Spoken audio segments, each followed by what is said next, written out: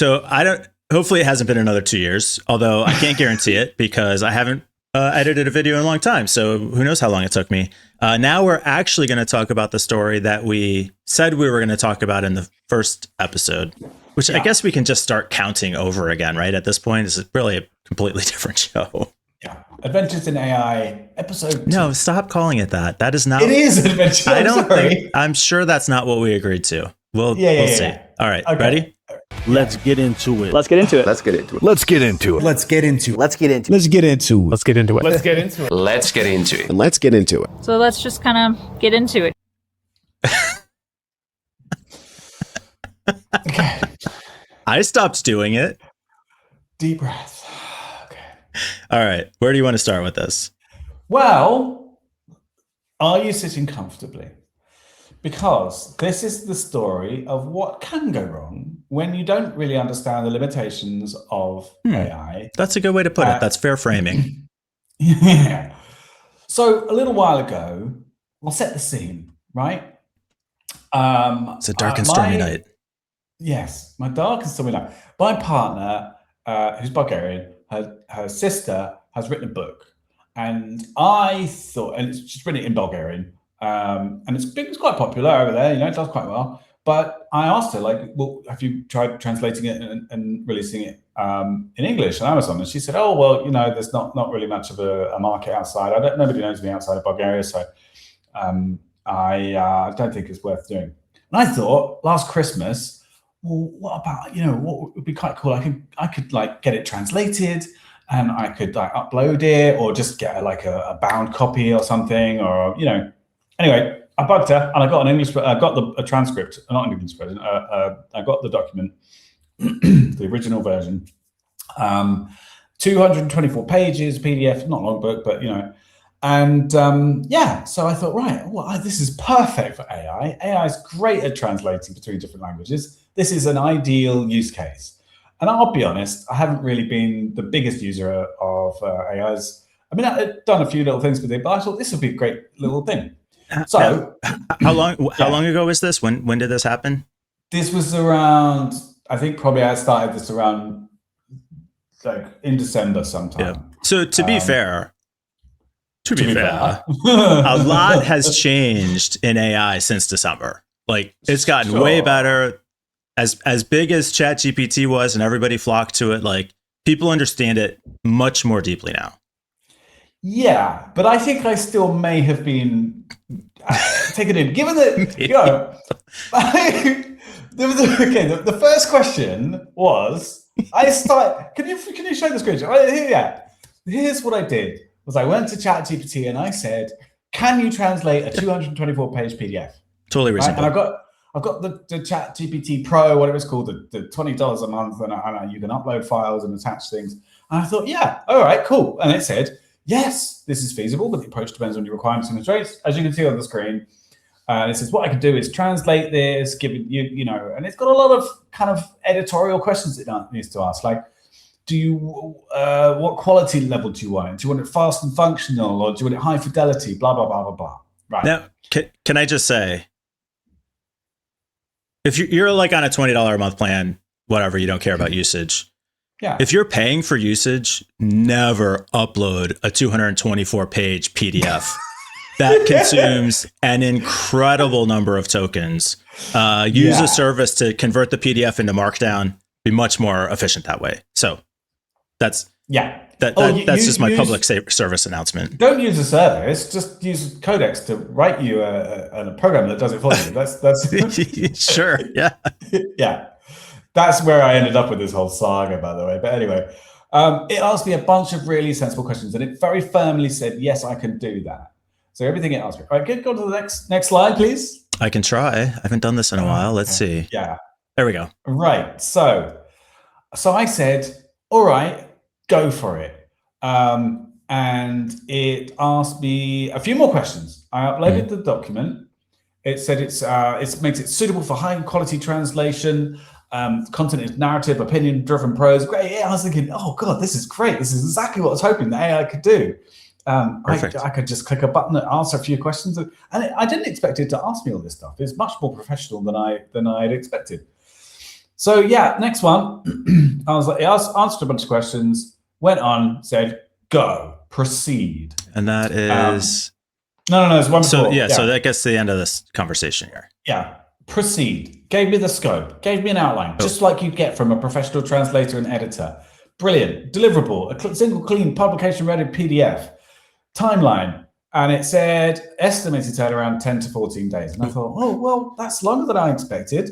But hey, it's a complicated task, and but hey, go for it. All right.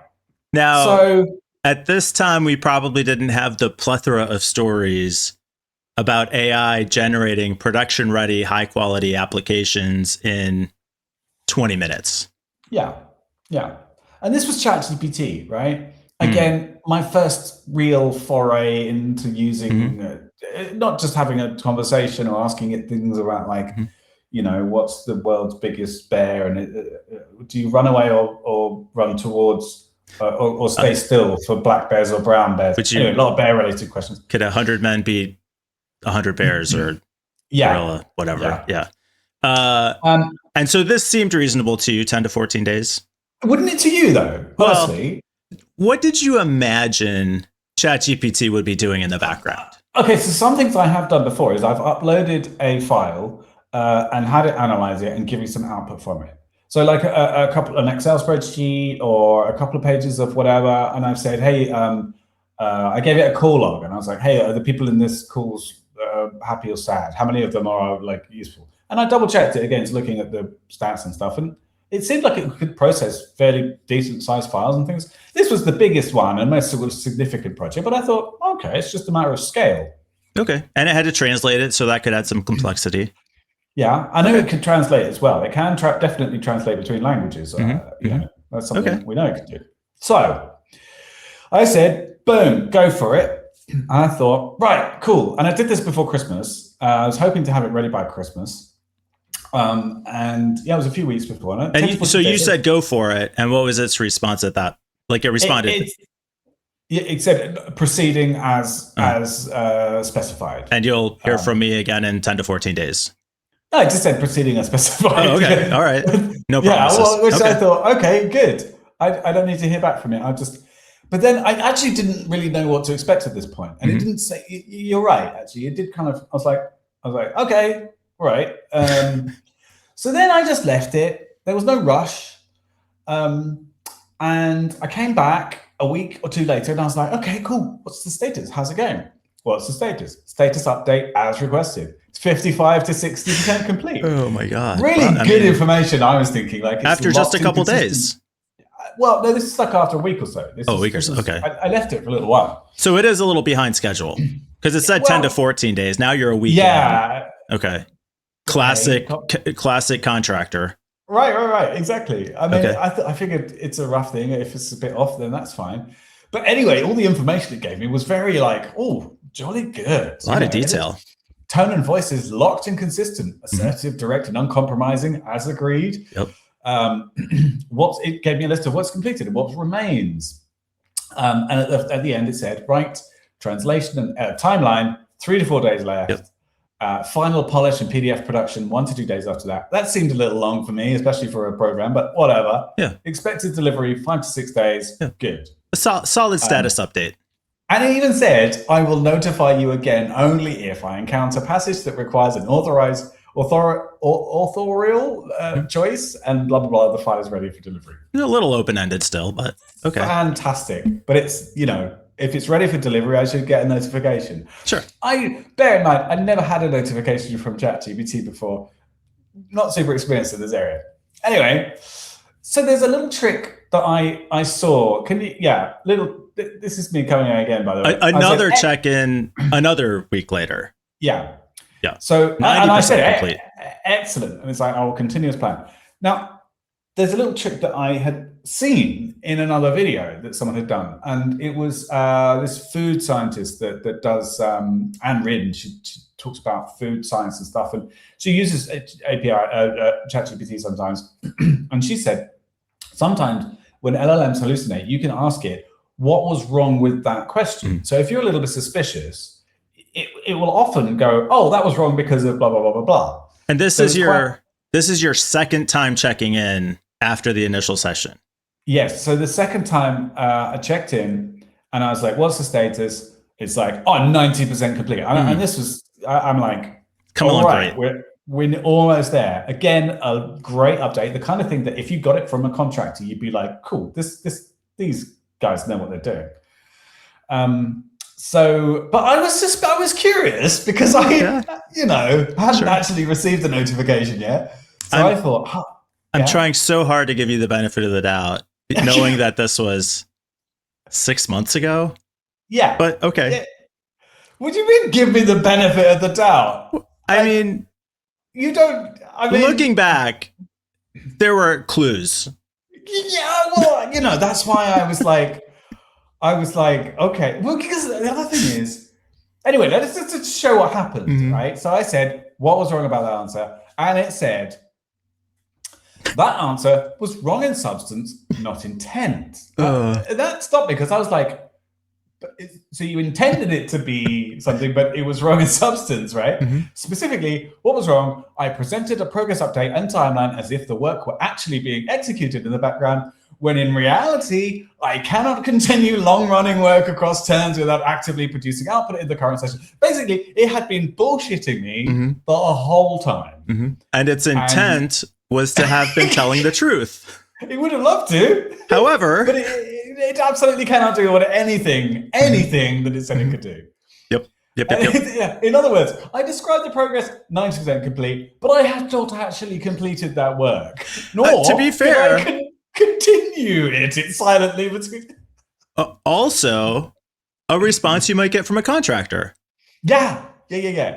So, good job, ChatGPT. Very human.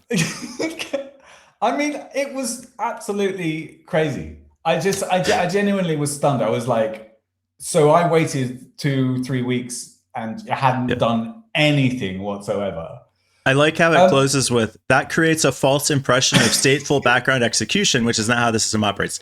Yeah, you created that impression for sure. Yeah. I mean, sorry, but this is the first time I've seen complete hallucinate. Like everything it said is utter bullshit.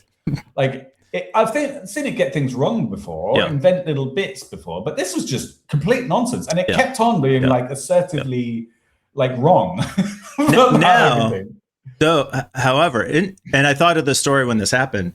I used Claude Code plugin in VS Code, and it said to me, I'm waiting for this job to finish. I will let you know. And I thought, oh no, no. I'm not going to fall for that. I'm no Peter Lowe here. Fuck you. What do you mean? But apparently it actually can do that now. Well, this is the big difference between the chat things and Codex and ChatGPT is that they are independent. They can actually, Claude Code, sorry. They have the ability to do that kind of stuff. Yeah. So this is something I learned. I checked though. I wasn't going to let it trick me. Like, oh, you'll get back to me? Okay, I'm going to go have dinner. Yeah. Well, so did I. I went in and I checked in and I was like, what's the status? 50 to 60%. 90% under control. Don't worry about it. Yeah. Everything's fine. Yeah. Yep. So then, after that, I tried to get it to, what should have been said instead is like, I cannot maintain an invisible multi-day translation job. I just can't do any of that stuff I said I would do. To be fair, it did maintain a multi-week snow job. Yeah. I was curious about how it was going to work because I know that all the other ones are sort of, interactive. Anyway, then it suggested, okay, resetting correctly your options. We can proceed properly and transparently in one of these ways.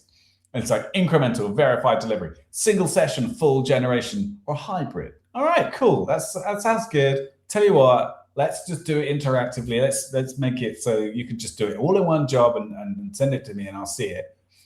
Okay. Do we have a next slide? I think maybe. Just on that point, though, by today's expectations, you would upload a PDF in Bulgarian, say, translate this to English, and it would do it in about 20 minutes. Yeah. Yeah. Basically, Pretty that's what I well. was hoping. Max 20 minutes. And then when I said, go with option A,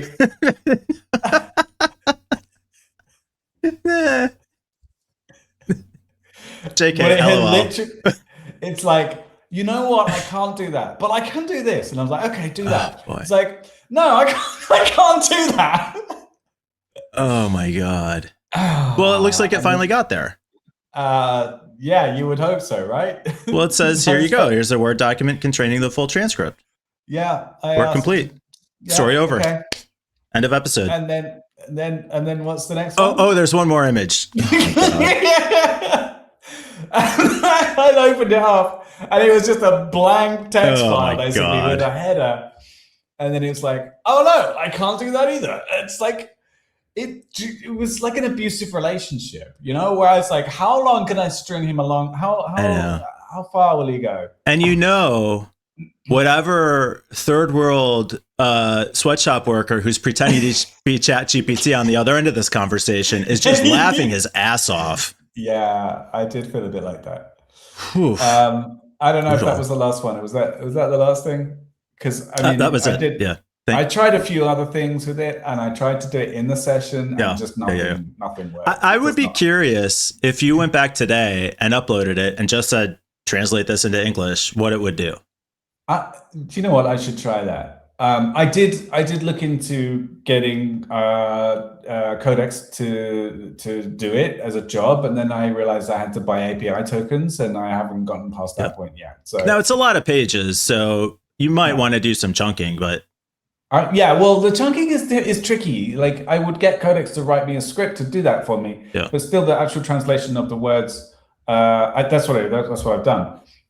It output a Python script which can do this for me. The problem is that because it's a PDF file, that like there's run-on sentences between pages, and you need to make sure that that's all done correctly. Well, we talked about that earlier. Definitely convert it to Markdown first.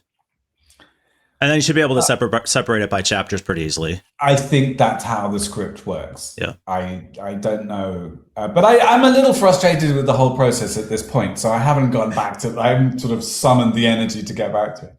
Oh, boy. But anyway, that's my story. Yeah, that was fun. It was kind of hilarious because I completely... Why did I do that again? There we go. I got to. It's been 2 years. I got to figure out where all my buttons are. Sorry. The joke there about pushing your buttons, Mike. But yeah. Anyway, your turn next, Mike. Sorry. All right. Not this episode. We'll do another one. So this one we got out pretty quickly because we record them back to back. Who knows what happens from here, though? See ya.